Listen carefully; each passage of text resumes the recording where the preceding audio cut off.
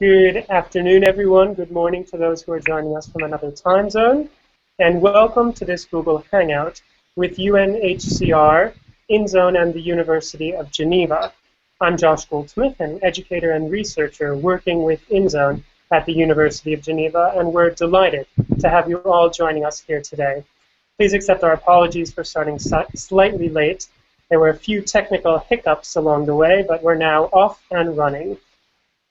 To tell you a little bit about InZone, InZone pioneers innovative approaches to multilingual communication and higher education in communities affected by conflict and crisis.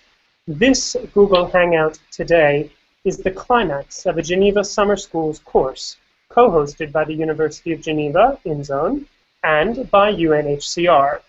It brought together students from all across the globe, from Myanmar to Syria and from Azerbaijan to Kenya, to discuss this pressing challenge. How do you provide high-quality higher education in conflicts and crises? Before I introduce all of our panelists today, I wanted to let you know that you can ask questions at any time during this Hangout by either tweeting a question using the hashtag InZone, I-N-Z-O-N-E, or through the question and answer tool on the Hangout page. Please do make sure to include the hashtag InZone or we may not see your tweet. I'd also like to recognize the generous support of the Canton and Republic of Geneva's Service de Solidarité Internationale in helping to organize these events. Now for our panelists. Our panelists today include students from the Higher Education in Emergencies course, starting with Shazana Syed and Ed Guzman. Good wave to us. We have Donnelly Donaldson alongside Samia Abdallah. And we also have Heather Donald and Dina Bokai with us today. Hi. Finally, we have Barbara Moser-Mercer, the director of InZone and a professor at the University of Geneva, and Jackie Strecker, the UNHCR Innovation Learn Lab coordinator and the co-director of this summer school. So without further ado, I'd like to get started with our panel. First, I'd like to ask all of the students who have joined us today to tell us a bit about themselves. Could you just introduce yourselves by sharing your name, where you're from, the organization you work with or university you're studying at, and what brought you to this course, why you decided to take this course. And we'll keep this short, just about 15 seconds each. We'll start with Dina.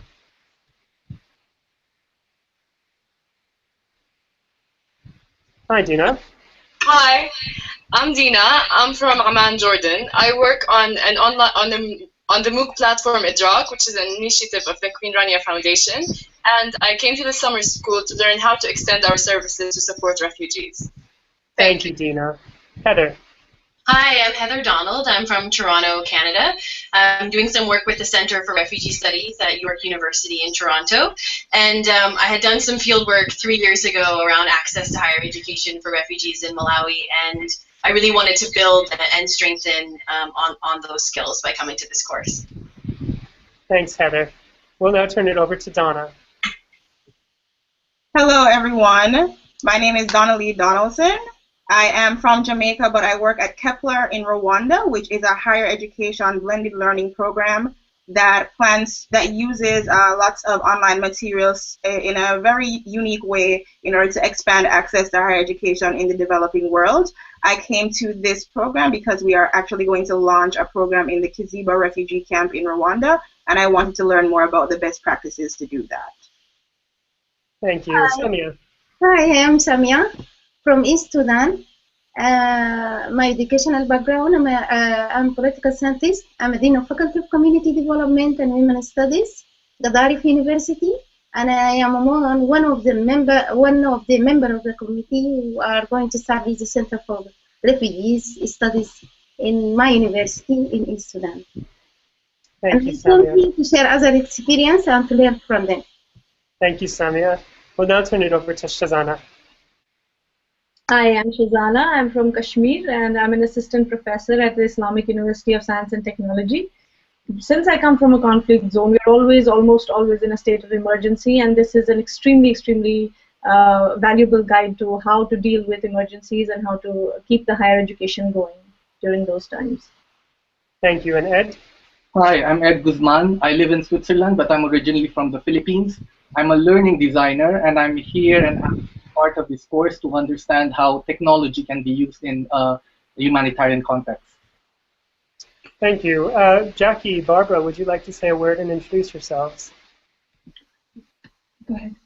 Hi everyone, my name is Jackie Strecker, and as Josh mentioned, I run the Learn Lab at UNHCR Innovation. It's been an absolute pleasure to be involved in this summer school, hosted by the University of Geneva and InZone, and to have the pleasure of meeting a huge array of participants from all around the world who have brought their experiences and their knowledge to this course and really made it a very fruitful experience. Hi, I'm Barbara Moser-Mercer, and I'm the director of InZone. And I am very, very pleased to be here at the summer school, and just, to see the dynamic action that we've had over the last 10 days. Well, thank you to all of our panelists. It's a real delight to have you here. I'd like to point out that the students who are joining us are just 6 of the 20 students who participated in this Geneva Summer School's course on higher education and emergencies. In fact, they were among the 2 winning groups for the Higher Education and Emergencies Tertiary Education and Conflict and Crises Challenge, which we'll hear a little bit more about as we move on. But first, I'd like to ask some of our students to share a brief reflection on this summer school. If you could tell us what this course was about and what you learned from it, and I'll turn it over to Ed and Shazana for these comments. Hi, being part of this course at the Geneva Summer School, Humanitarian Education, Humanitarian Emergencies, is really a wonderful and intense experience. I came here really for my professional context, thinking that if I could understand better how e-learning can support can be of use and of value in fragile contexts, I would be able to better understand and better improve the courses I run in text. That said, I'm really happy that I will leave the course with lots of tools and frameworks and lots of things to process.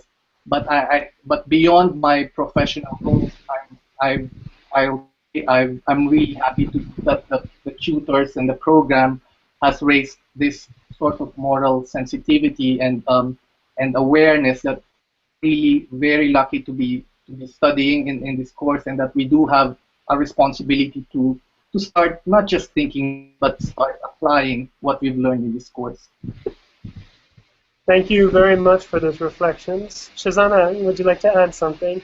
Yes, I would actually. I think that it's this course is like an oxymoron in itself, because I think it's refreshingly intense. Intensity doesn't necessarily have to be refreshing, but it has brought out so much, and it has met of the expectations that I came here with, that it's been an extremely refreshing experience. Yes, exhausting, but again, refreshingly exhausting. And I'm very happy that I came here. I'm going back with the skills that I needed to get, a lot of them.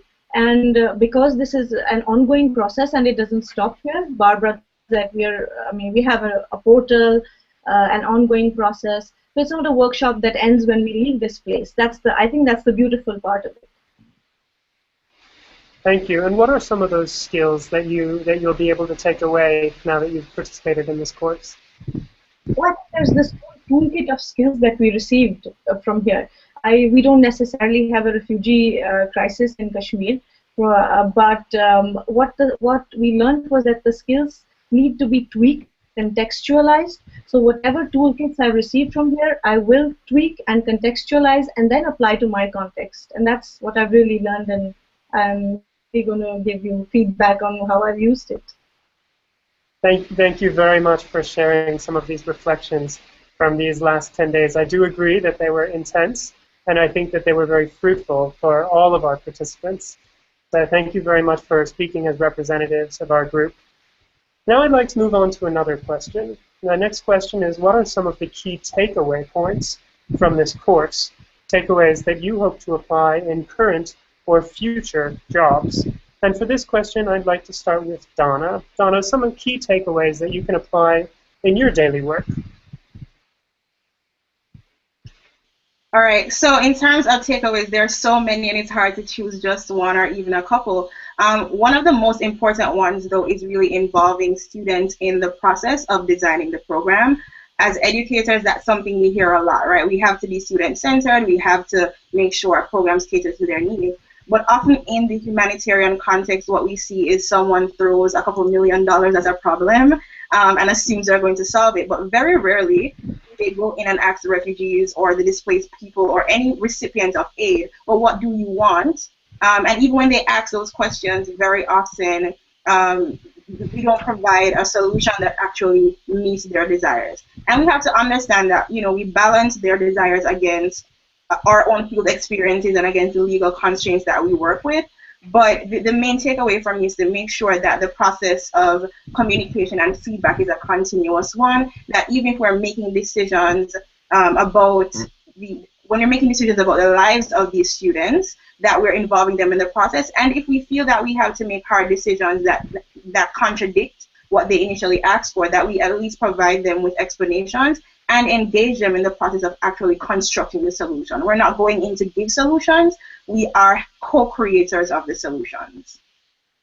Thank you very much for sharing that reflection on how we should listen and co-create as we're working alongside people to find solutions. I'd now like to ask Dina to share some takeaways that she would like to take home with her from this course. Interestingly enough, I was going to actually highlight what Donnelly was said, that we should listen to learners first and incorporate them in the design of our programs. But also I would emphasize that it's important for us to capitalize on existing resources, and we don't always have to start from zero. So there are resources in the community that we can actually mobilize and capitalize on. And I would also like to add that it's important to test our assumptions, because sometimes we make assumptions on behalf of learners, on behalf of organizations, and it's important to test our assumptions, produce prototypes, and continuously iterate. Thank you.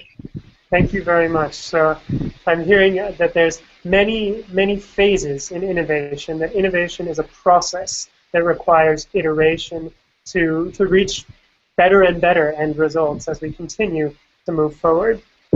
I'd like to move on to another question, and this next question is, what recommendations do you have for people who are working in this field or for people who would like to work in this field? And I'd like to ask Heather to take this question first. Heather, you have the floor. Thanks, Josh. And for me, this is really something that I hold really close, and I think that we all need to keep reminding ourselves as we move forward in the work that we do, and that's to really strive to be genuine, authentic, reflexive. A lot of these active processes that take more time, you know, we're not just going in and saying, well, we think that this is the solution, or let's chat once and I think we understood this. You really have to build up those trusting relationships and that spirit of collaboration. It doesn't happen overnight, and so these are investments in relationships that we have to make.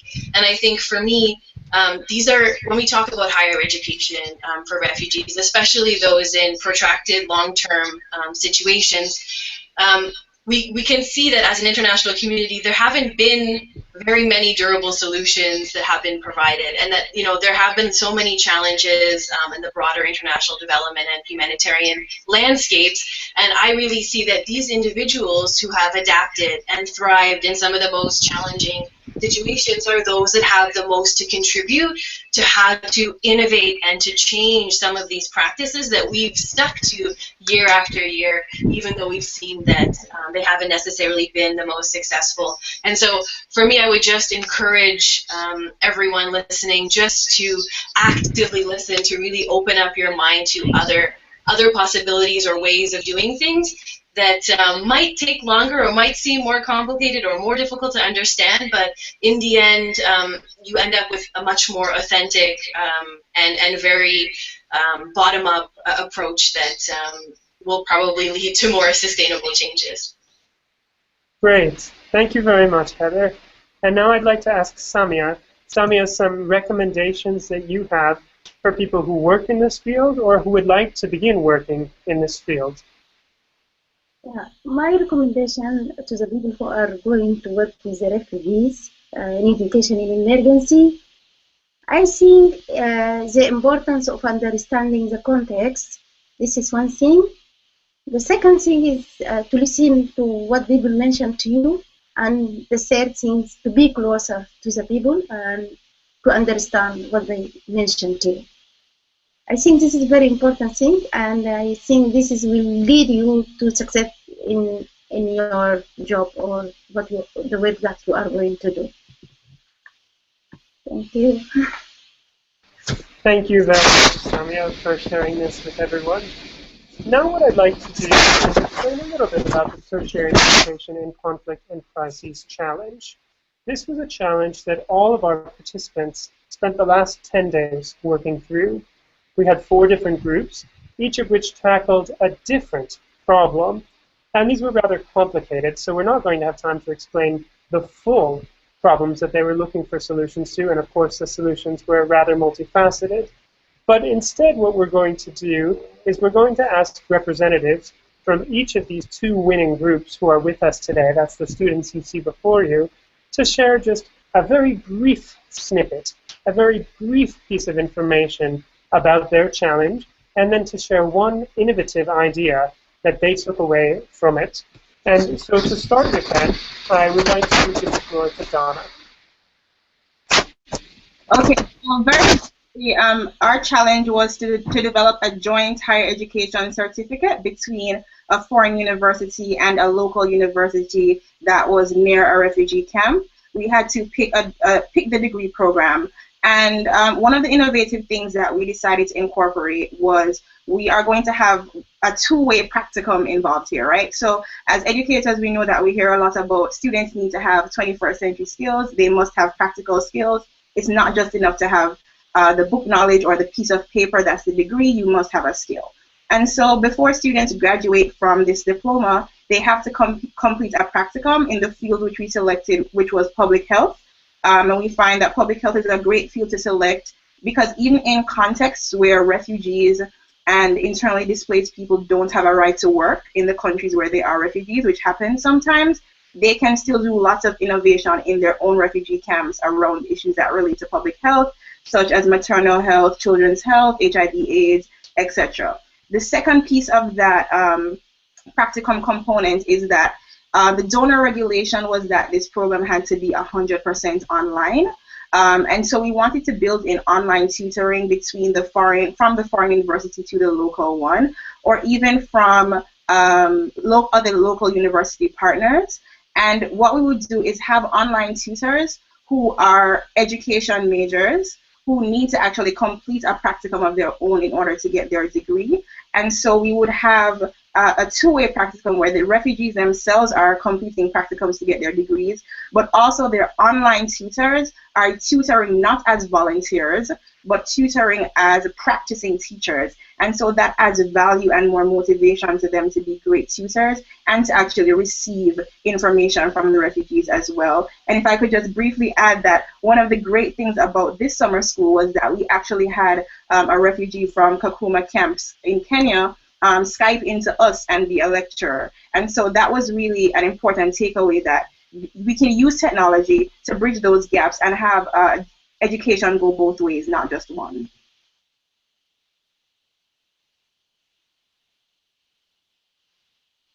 Thank you, Josh. Thank you very much, Donna. I just had my mic on mute, so I needed to unmute my microphone there. Now I'd like to turn it over to Heather. Heather, if you could present a little bit of information about your case study and one innovative idea that one can take home after this course. Thanks, Josh. So we had a bit of a different case study than Donnelly did. We were tasked as a larger university to undertake a program that would incorporate open educational resources and be able to be used in a lot of different contexts, refugee contexts, IDP contexts, and be highly mobile. So when we talk about credentials and portability of education being so important in this context, and so we really wanted to focus on, okay, what are some skills that could be portable in a lot of different contexts when we really understand that the characteristic of a lot of individuals wanting to learn it in a higher education environment, learn at a higher education level in a refugee context.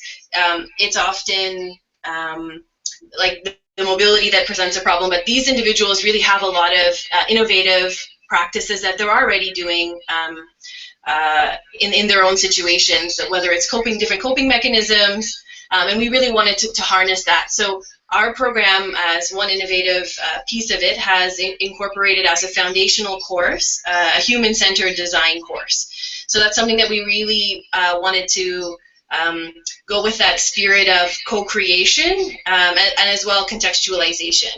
And we wanted to have, as Donna Lee mentioned as well, like that multi-directional learning. That, you know, this isn't a university that's just saying, here's the knowledge that you need to know.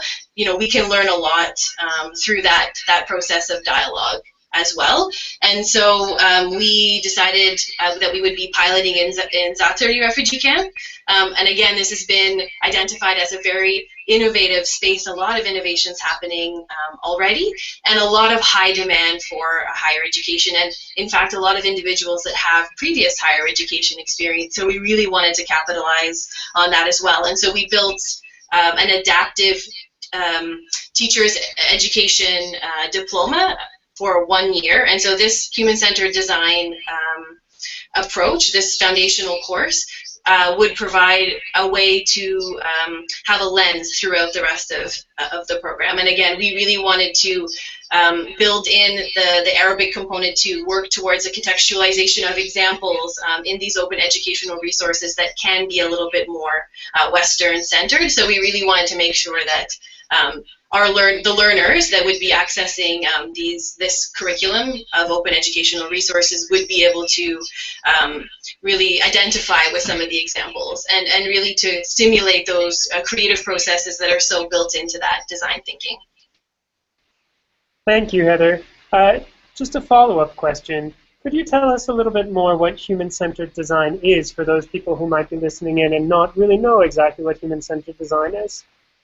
Sure, and actually I can recommend anybody listening in, it's a really great exercise to go through. There's free online courses available, and it really helps you shake things up again a bit, to think outside the box. I know we often use those words, but it's really difficult to actually be a bit more open to doing things differently. And so the process really guides you through identifying the problems from a user-centered, again, coming from the name human-centered focus. So there's really this back and forth with those that you're trying to do the problem solving with, and there's a prototyping process where really you just are quickly trying to visualize some of the solutions that have been brainstormed. And I think that process is really enlightening too, when you're sort of under pressure and feeding it a lot of different ideas and just trying to make something happen, and then testing those ideas and building from there. And so it's kind of a process of continuously learning and building and working towards something that represents and that is reflective of the users on the ground as well. Thank you very much, Heather, for sharing that definition with us.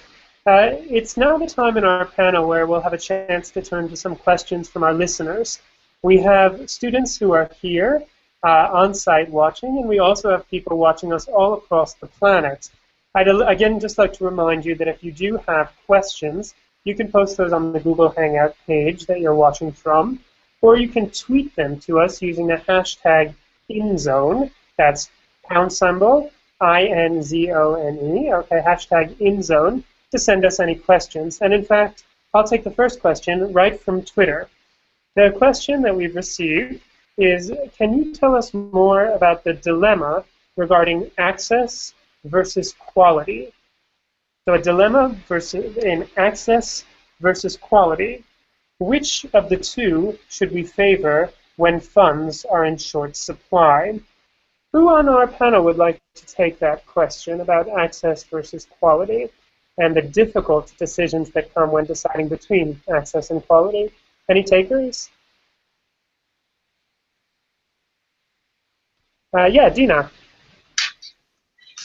All right, so I'll try to answer to my best capacity. So access and quality usually don't go like in our. If you use common sense, you think that you have to sacrifice one in favor of the other, but I don't think that's necessarily true.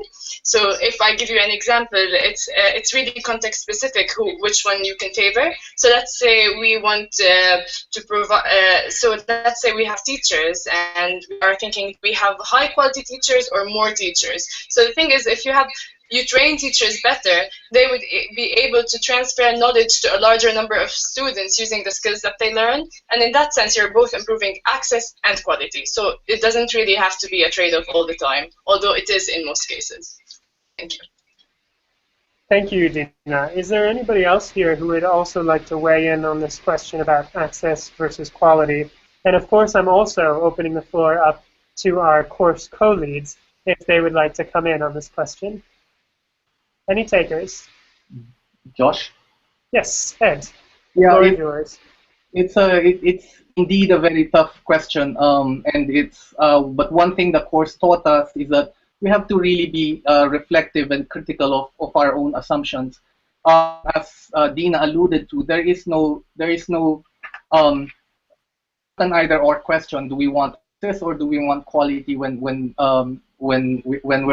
have low finances? Maybe one point and one route to this to a solution is to really keep in mind the needs of the community. It's not for us to answer, but maybe making that making such a big decision we need to make sure that the community is involved.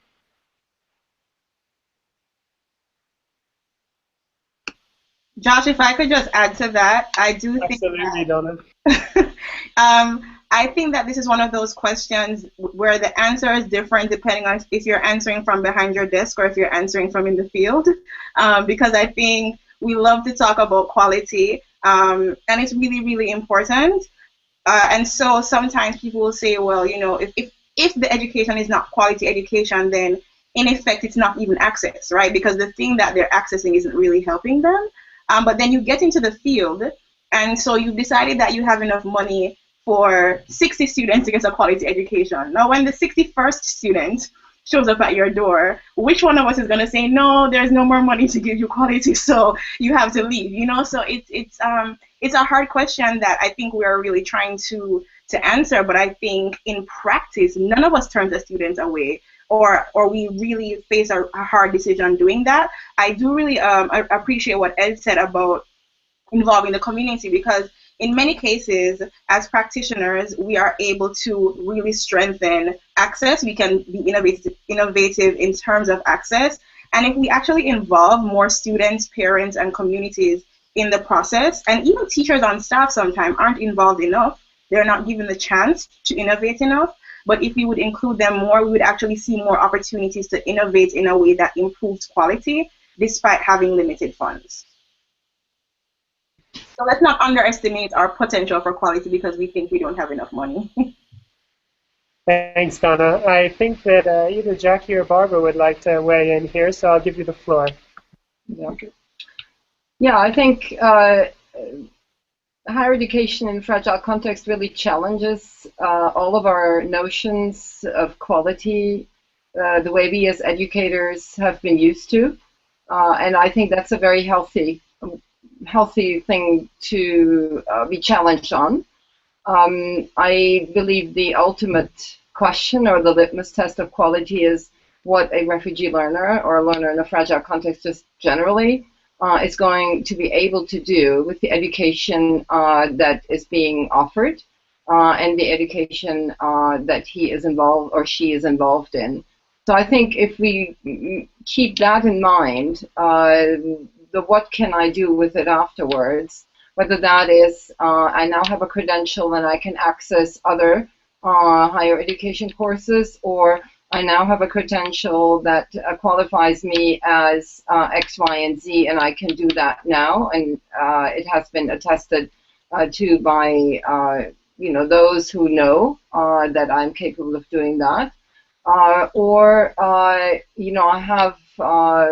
am now qualified really to engage in higher education provision for my peers.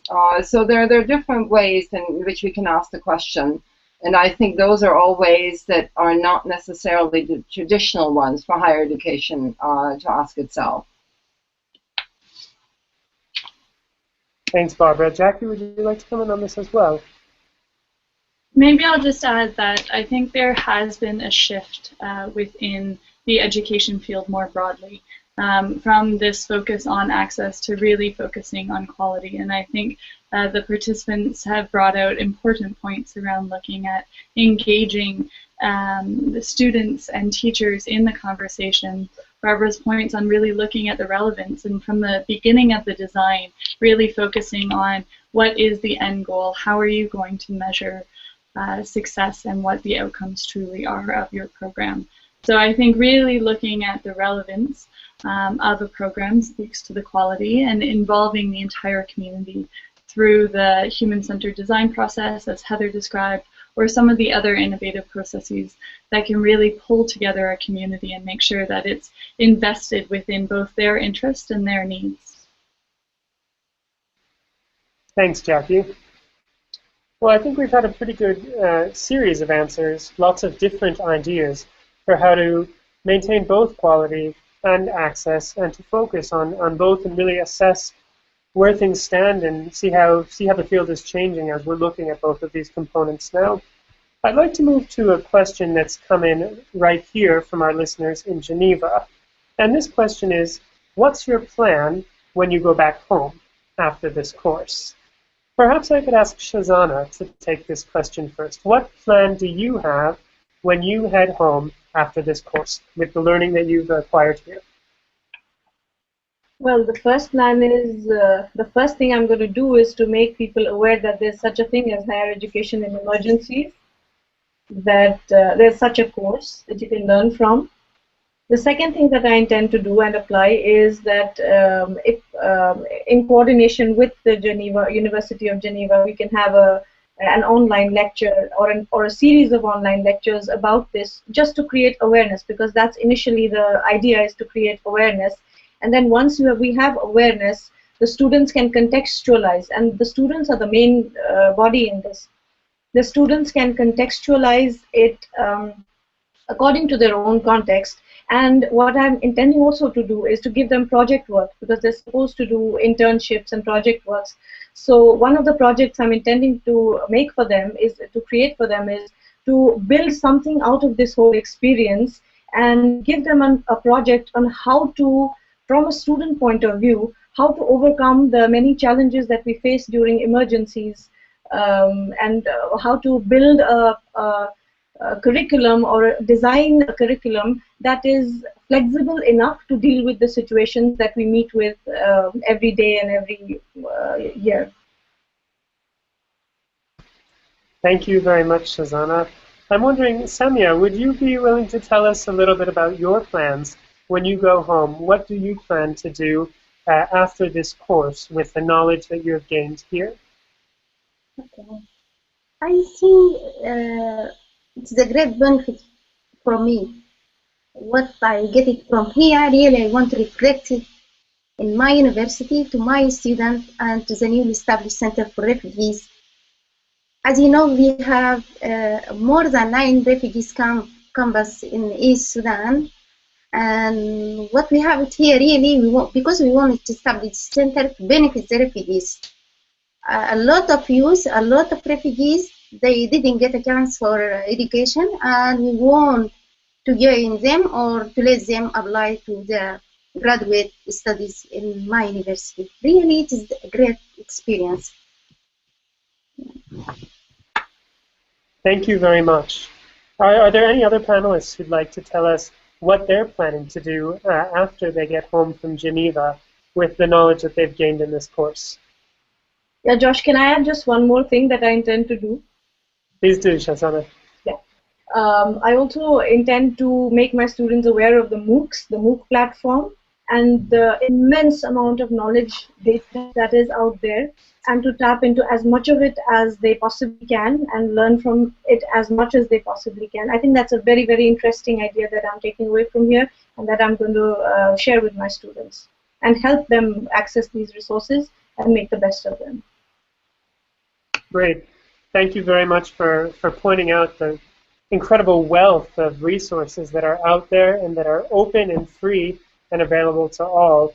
In fact, we spent some time talking about OERs, Open Educational Resources, which are materials that can be modified and adapted and built in to new emerging courses that you might be designing so that you can really provide adapted materials that reflect the students and learners that you're working with.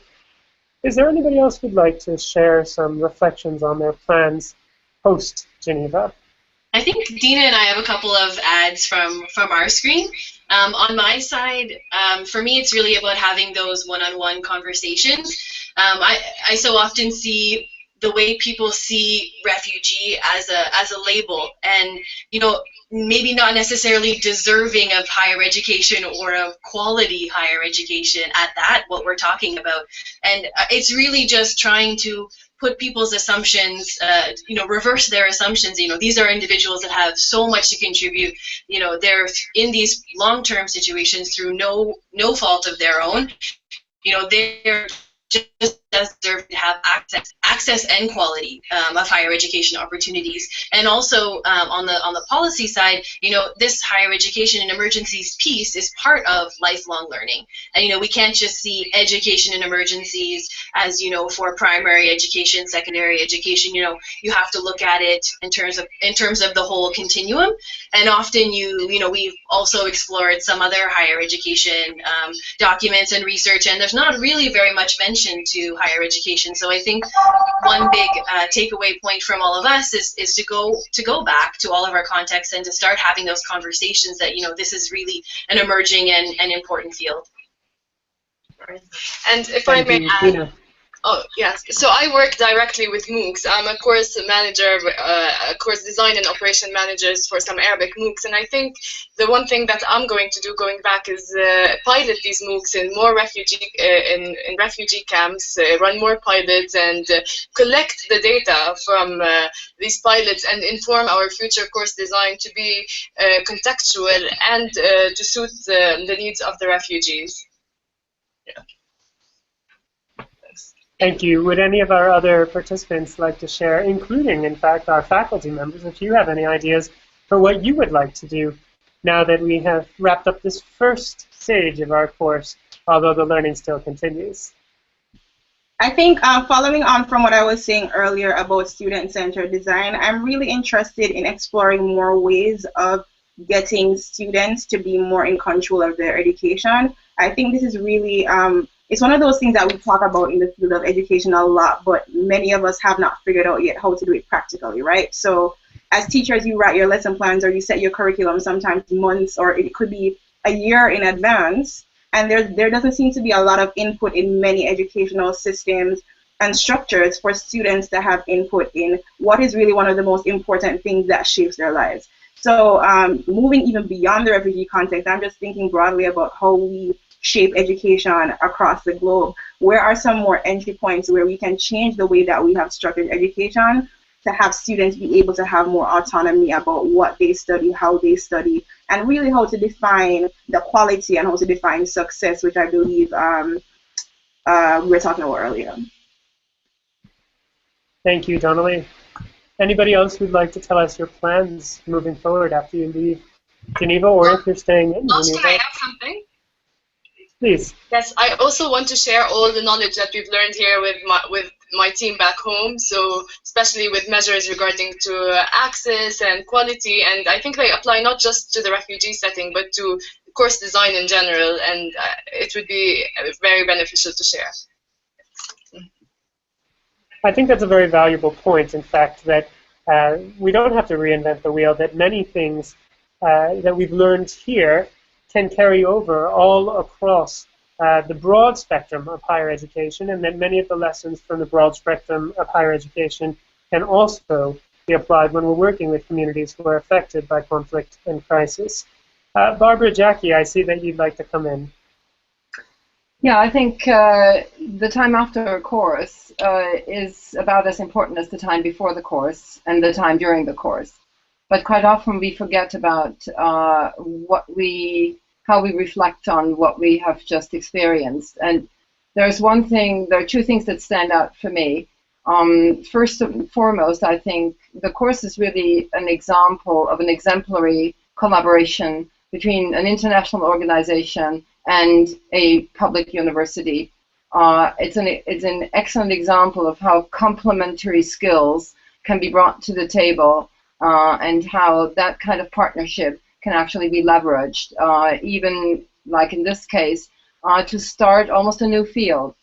I see this really as kind of having planted the seeds for a new field, and the field, whether we call it higher education in emergencies or higher education in or tertiary education in conflict and crisis. I mean, there might be many different names that we will give to it, but I think we all agree that we have launched something that we're not going to be wanting to contain, nor are going to be able to contain.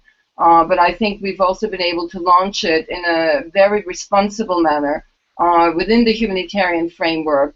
And I think higher education has provided evidence of the fact that it can listen to the field, that while it might be far away from the field, that it actually can get its feet on the ground and use that experience to the benefit of the humanitarian community.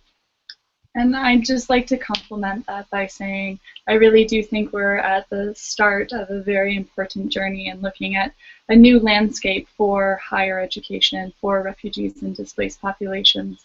And what's been really remarkable is not only having the experiences be shared by all of the participants and the students, but also by a range of faculty that brought the experiences from programs such as the Borderless Higher Education Project for Refugees, the Australian Catholic University, Purdue University, Jesuit Commons Higher Education at the Margins, the experiences of InZone, and so many other partners to the fore, so that we could learn from good practices and what their experiences have been in implementing these programs in the field and really building on these collaborations and these partnerships. And I think this type of transparency and this type of sharing is so important as this new field, this burgeoning field, continues to move forward. And I think we're looking forward to having opportunities like this again, hopefully with another summer school appearing next year, where we can really continue to build on these experiences and see an continued growth of these programs.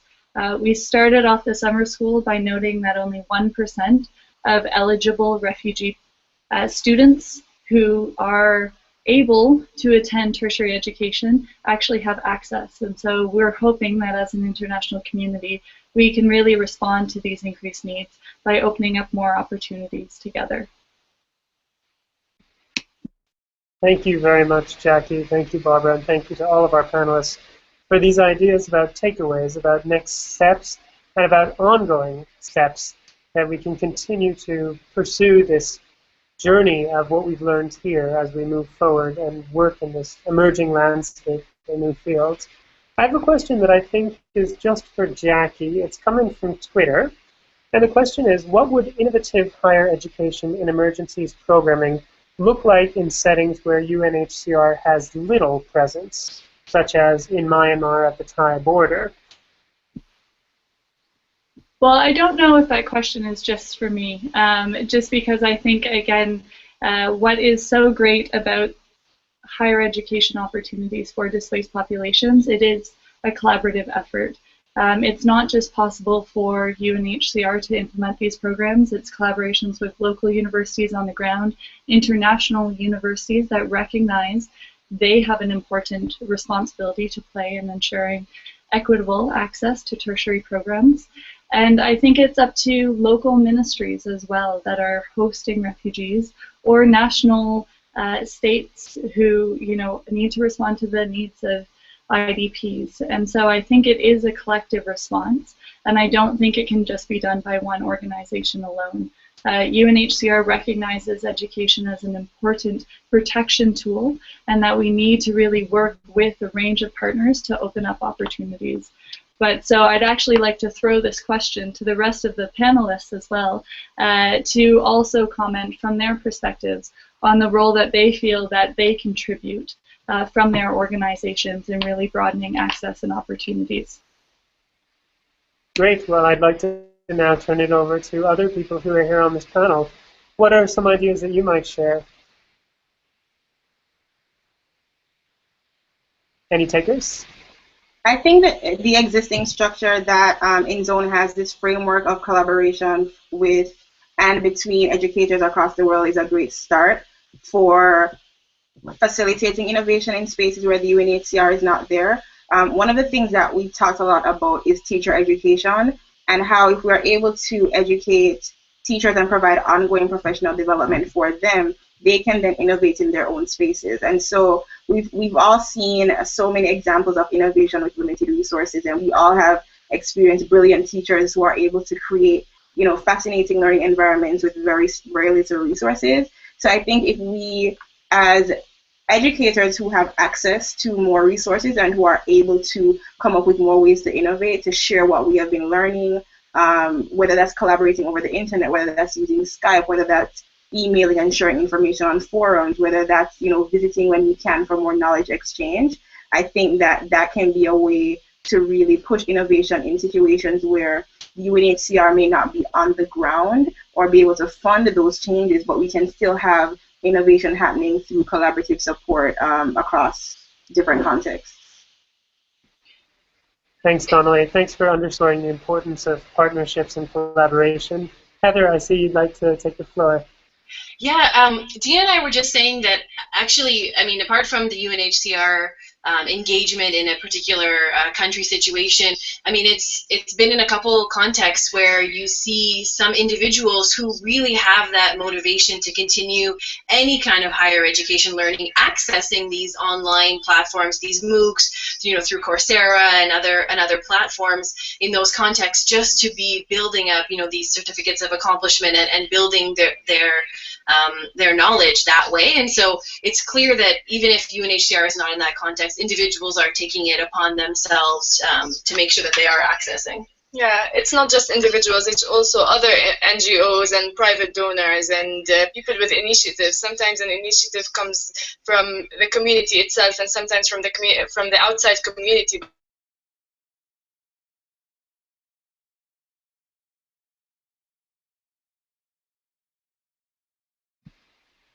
Hi, Dina, I think we lost the last couple of words you said, but in any case, I understood that you were saying that initiatives could come from many different places, from many different organizations, and I think that's a very valid point.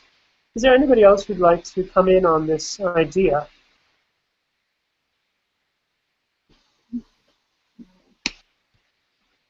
Barbara? Jackie? No. Well, I'd actually like to hear Barbara's response as a representative from a university who has collaborated with UNHCR but is also working in a variety of different contexts.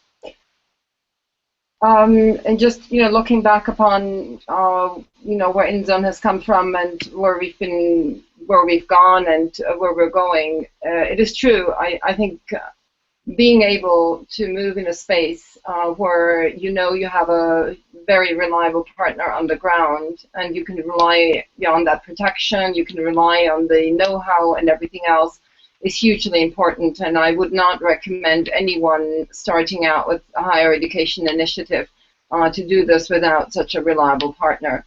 There are just too many pitfalls and one never really has a complete overview of them. And even if you've worked in one context, let's say in one camp, another camp might present a very different situation to you again. So I think it's hugely important to be able to have that reliable partner. It's about building the trust, you know, mutual trust on the ground with the same partner but in different locations to be able to actually focus on the task at hand, and that is developing a higher education offering. That's really complex enough, and there are so many dimensions to it that you will never be able to do it on your own, and I don't think that is ever the idea. Now, when you're moving into spaces where there, for example, is no UNHCR presence, there has to be a presence of some organization that has a mandate on the ground to be able to provide for refugees and internally displaced persons. Otherwise, I believe you're operating in a space that is terra incognita, and I suspect then that one is no longer going to be able to guarantee accountability and the respect of the humanitarian principles. Thank you very much, Barbara. Thanks for underscoring the importance of this point of really having a local partner who understands the context that we can work with, and of saying that we can't go at it alone, that we do need other partners to work in this field. I think we're coming to the end of our time here today. So before I wrap up this hangout, I'd just like to ask if anyone has any final comments that they'd like to make, any final takeaways that they'd like to share.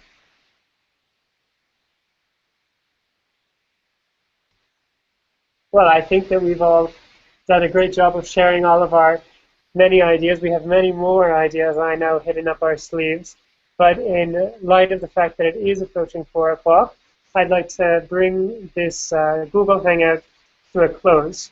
First, I'd like to thank all of our experts who have joined us. And I really mean each person on this panel, because every person on this panel today is an expert, coming from a different context, a different organization, a different place, and bringing with them their own unique knowledge. And I'd like to thank you for sharing it with all of our listeners today, and for sharing it with all of our participants over the course of the last 10 days. To sum up, I would say that today's session has really demonstrated the efforts that UNHCR and the University of Geneva and INZONE, along with all of these other actors in this budding field of higher education and emergencies, are doing, all of the work that they're doing to put the needs of refugees in higher education on the map, front and center. I think that the work that we've done in Geneva over the last 10 days truly represents a promising beginning for this developing field, and I hope that today's reflections, along with all of the lessons that we've learned over the course of the last 10 days, can help us to continue to seek innovative solutions to the pressing challenges of tertiary education in conflict and crises. And with that, I would like to thank all of you for joining us. Thank you to our panelists one more time, and have a wonderful day.